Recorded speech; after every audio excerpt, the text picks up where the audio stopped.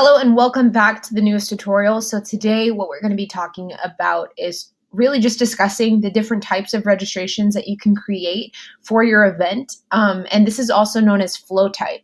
So whenever you go through creating an event or editing a new event, whatever the case is, one of the first screens that you're going to come in contact with is this screen right here. And it's titled Select or Create Events. And so if you're creating a new event, you're going to click right around here. If you are editing an existing event, you would select that here. But then right below that is a section called flow type. And what flow type is it's just the series of events that your user will go through during the registration process. And there's a number of different flow types that you can select based on what your end goal for your event is. And what I mean by that is that maybe you're wanting to charge for your event, and the number one concern and the number one priority for your event is to generate revenue and to collect payment. Well, we have a flow type to accommodate to that. Maybe your goal is to just create a very, very easy and quick registration process. Well, we have a flow type for that. So I'm going to go through the different flow types and the different registration options that you can select. I'm going to discuss them a bit so that you have a clear understanding of which flow type you need to select in order to accommodate your end goal and your event best. So the first type of flow type that we have is called simple registration to capture attendee data with login. And here it is right here. So it's this top option. And the way that the series of events would follow for this type of flow type would be you would get to the event registration page. Once you register, you would be brought to a success page, and then you'd have a attendee login option. So you would select this option if you only need attendees to register for an event and capture their information, but you also want to allow them to create a username and password. Attendees will be able to fill out their profile and will be directed to a customizable success page once they complete their profile. Attendees will be able to log in to edit their profile later.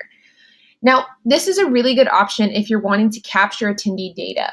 If you're not only wanting to get registrations for your event, but you're also wanting to capture the data associated with those registrations. So this is a good option if you're hosting a free event, but you want to capture the data as well.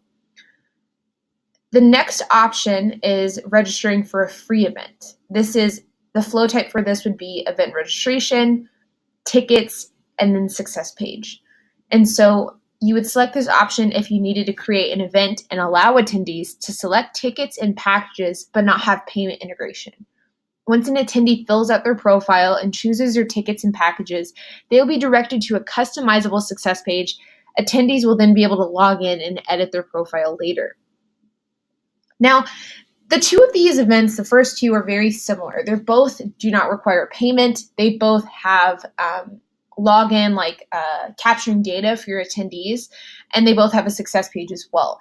The big difference with the two of these is that the second option that I just read, the registration for a free event, is really for a different type of ticket options. And so maybe you're going to be giving this event to coworkers for free. Maybe it's a first come, first serve basis type of thing.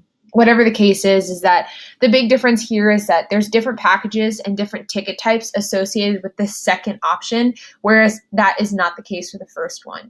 So this is a great option if you're hosting a free event, if you want to capture customer data, but you also want to give them the choice to customize their tickets and customize their packages. Now, this third type, this is called registration for a paid event. The flow type for this is event registration, tickets, payment integration, and then success page. So you would select this option if you need to create an event and allow attendees to select tickets and packages and also have payment integration. Once an attendee fills out their profile and chooses their ticket packages, they will be directed to a payment page to pay. Once their payment is confirmed, they will be directed to a customizable success page. Attendees will be able to log in and edit their profile later. And so the big difference with this flow type compared to the other two that I just read is the payment integration. This is a great option if you're selling tickets to an event and you want to be able to collect payment in that process. Now, the really big benefit of having payment integration and choosing this option if you're wanting to charge for tickets is that it is integrated payment integration. It's super easy. It's seamlessly integrated into the process. So you're not going to need to have to like hunt down your attendees for payment. You're not going to have to send them links to PayPal or Venmo or Stripe or any of those other payment processors. It's built in here. It's ready to go. It's super seamless, and it's the best option if you're wanting to have customers pay, and so you're wanting to collect their payment and you're wanting to collect their data. Now, the next option, registration for a paid event with activity selection. The flow type here is event registration, tickets, payment integration, activity selection, then select success page. So you'd select this option if you need to create an event and allow attendees to select tickets and packages along with registering for different activities, and also have payment integration. Once an attendee fills out their profile and chooses their tickets and packages, they'll be directed to a payment page to pay. Once their payment is confirmed, they'll be directed to a page where they can join and withdraw from any activity in the event. On completion, they'll be directed to a customizable success page. Attendees will be able to log in to edit their profile later. Now, the big difference between this flow type and the one that I had just read, the one above it, is that you can select activities for your attendees to choose. And so this is a really, really good option if let's say you're holding an event, but then within that event, you're going to have different workshops, you're going to have different seminars, and you're going to have different sort of mini events. This is the option for you if that's what you're planning on doing, because during the event registration process, your attendees can then choose which events they want to attend. They can choose which workshops they want to attend. They can choose which seminars they want to attend. So it's very customizable if you're holding a multifaceted event and you're wanting people to customize their attendance based off of what seminars, workshops, and events they're wanting to attend within your larger event. And so this option, you would get the event registration, they would get their tickets, you would get their data, you'd get their payment, but then the attendee has the option to select their specific customizable events. And so this is a really good option for whenever you're holding those larger events where you're going to have speakers, you're going to have seminars, you're going to have workshops. Now, the last option here is our most simple option. This is just simple registration to capture attendee data. This is when you're just going to have the event page registration and the success page. This is an option if you only need attendees to register for an event and capture their information, but they do not need to create a username and password. Attendees will be able to fill out their profile and will be directed to a customizable success page once they complete their profile. Attendees will not be able to log in and edit their profile later. So this is the only option of all of our flow types that does not allow you to log back in and edit their profile later. This is the most basic of all registration options. There isn't an option to edit activities. There isn't an option to get payment. There isn't an option to edit your profile at a later date. If your goal here is to simply get your registrations as easily and quickly as possible and payment is not an issue, then this is the page for you.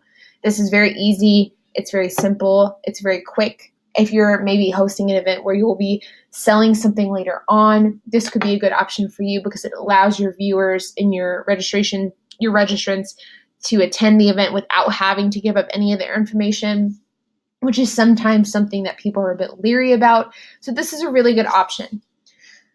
So in summary, these first two options up here, registration for a free event and simple registration to capture attendee data with login, these are good options if you're wanting to host an event that does not cost money, or the payment integration is not a priority for you. You're just hosting a free event, you're wanting registrations, and you're wanting attendee data. This is the good options for you. Now, if you're hosting an event where you are wanting to collect payment, these two options are the options for you. And depending on which activities you're going to be doing and what the layout of your event is, you would either choose this first one or you choose the second. But if payment integration is a priority to you, these two options are what you need to choose from. And then if you're simply just wanting registrations, you don't care about the customer data, you just want people to come in and see your event, then this last option is for you. It is definitely the least intricate of all of them. You get the least amount of data, but depending on what your priority is with your event, that might be all you need. And so whenever you're going through the event registration process, it's important to realize what your goal for the event is. Is your goal to simply get registrations? Is your goal to really get a lot of ticket sales? Is your goal to have just get customer data and then have them attend your event? Whatever the case is, we have a flow type that matches your priorities and your end goal, but it's just important to choose whichever one is best for you. And so hopefully this clears up any confusion with the different types of flow types and the different type of registrations we offer. Make sure to choose whichever one works best for you and for your event. And hopefully this clears everything up.